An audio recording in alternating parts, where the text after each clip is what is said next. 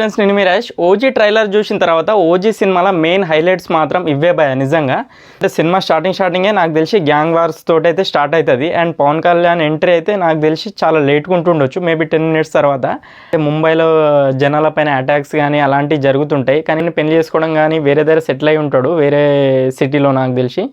And తర్వాత బాబు ఉడతాడు, ఇవన్నీకి గ్యాంగ్స్టార్కు ఇవన్నిటికీ దూరంగా బతికేద్దామని అనుకుంటాడు నాకు తెలిసి.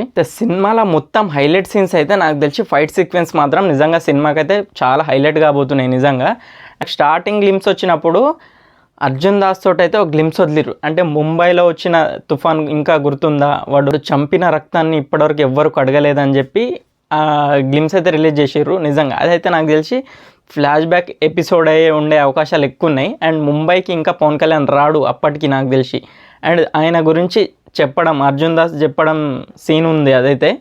అండ్ దాని తర్వాత ఇమ్రాన్ రష్మిది బర్త్డే అయితే ఒక గ్లిమ్స్ వచ్చింది. ఆ గ్లిమ్స్లో ఏముంది, సెకండ్ గ్లిమ్స్లో అయితే ఇమ్రాన్ రష్మి తోటి నిన్ను చూడాలి, నిన్ను చంపాలని కసితో ఉన్నా అని చెప్పి అయితే గ్లిమ్స్ రిలీజ్ చేశారు.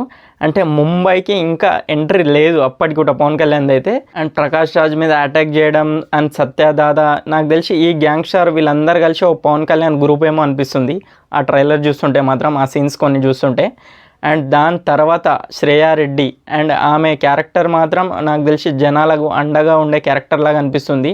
అండ్ ఆ జనాల పైన అటాక్ జరగడం వలన అండ్ ఎవరైతే దీన్ని ఎవరు ఆపగలుగుతారని అన్నప్పుడు సీన్లు అయితే ఒక విలన్ అంటాడు, వాడైతే కాదు కదా అని చెప్పి అంటాడు. అంటే ఫ్లాష్ బ్యాక్లో అండ్ హీరో చరిత్ర మాత్రం వేరే లెవెల్ ఉంటుంది నాకు తెలిసి. ఫ్లాష్ బ్యాక్ ఎపిసోడే సినిమాకి హైలైట్ లాగా ఉంది.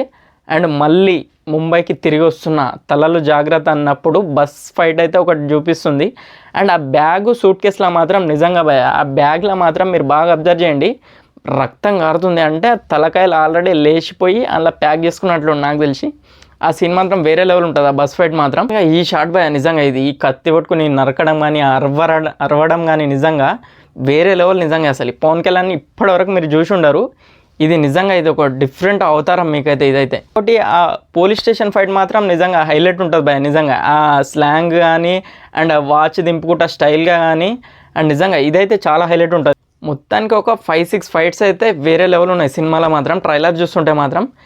అండ్ మూవీ మాత్రం రేపైతే రిలీజ్ కాబోతుంది. ప్రీమియర్స్ అయితే ఈరోజు నైట్కే పడుతున్నాయి నిజంగా. ఇక రిజల్ట్ ఎట్లుంటుందో రేపటికి మనకు తెలిసిపోతుంది. కానీ సినిమా మాత్రం నిజంగా ఓ రేంజ్లో అయితే ఉండిపోతుంది. పవన్ కళ్యాణ్ ఫ్యాన్స్కి అయితే నిజంగా ఇదైతే పక్కా పీక్స్ ఇది. ఇక